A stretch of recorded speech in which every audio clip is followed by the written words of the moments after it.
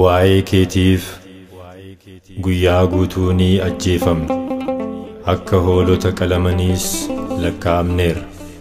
Ergaa Phaawulos qulqulluu saba Roomeetiif barreesse, boqonnaa 8 lakkoofsa 36.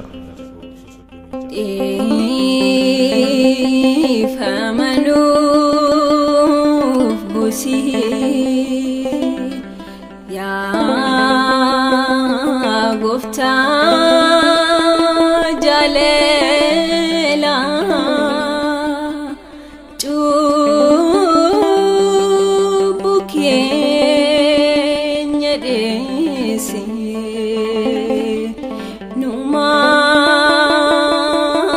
siin jenna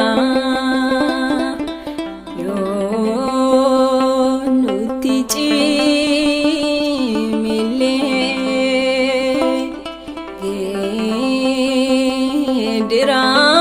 geeddiraan lafarra kan darbuudha jenne gara kee dhufneerra.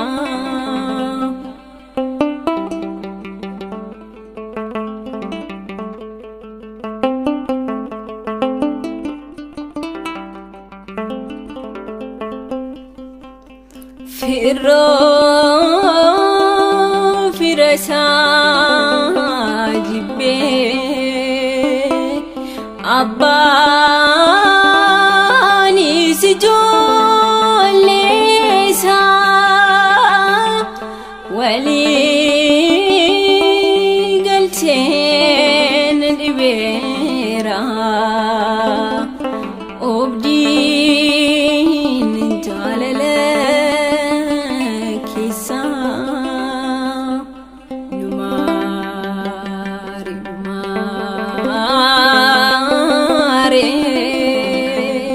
nu maarii yaa Gooftaa cubbuu keenya dhiisi dhiifama kennuuf boose.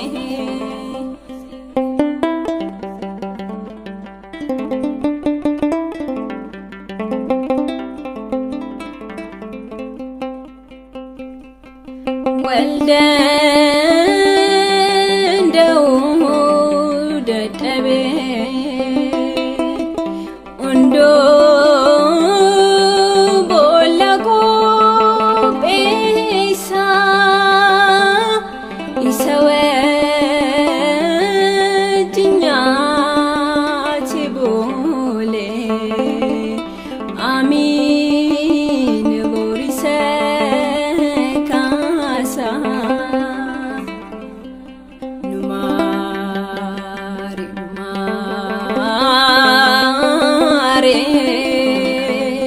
Nu maarii yaa Gooftaa cubbuu keenya dhiisi dhiifama kennuuf boose.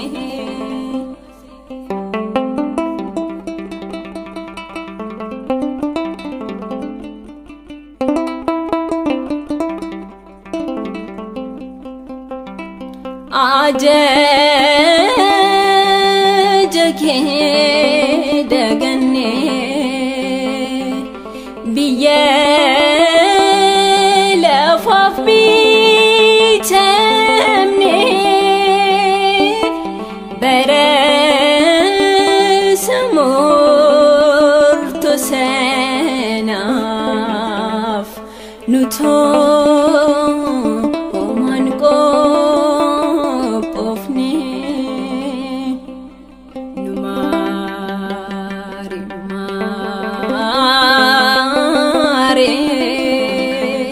Nu maarii yaa Gooftaa cubbu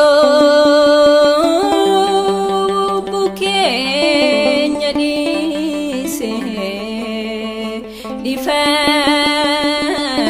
kee nuuf boosee.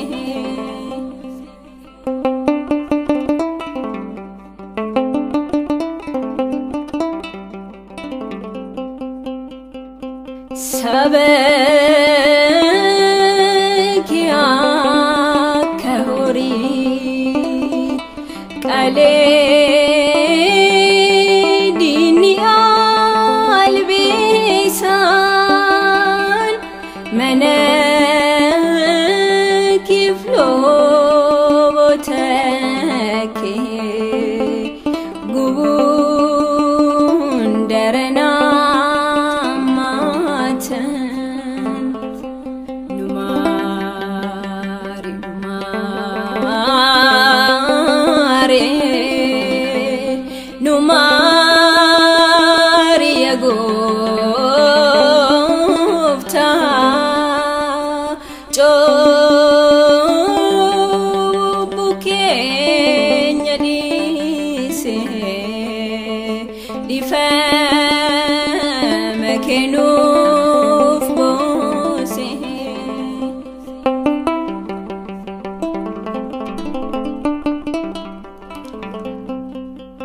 Abba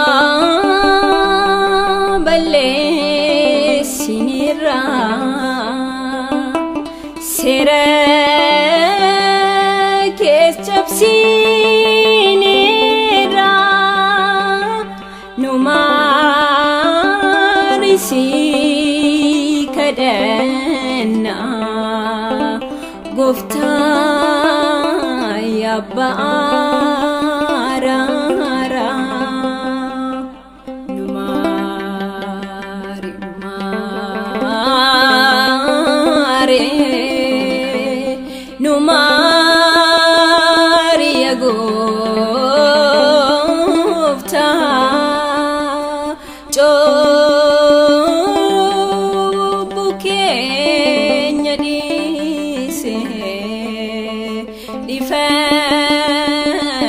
Kenu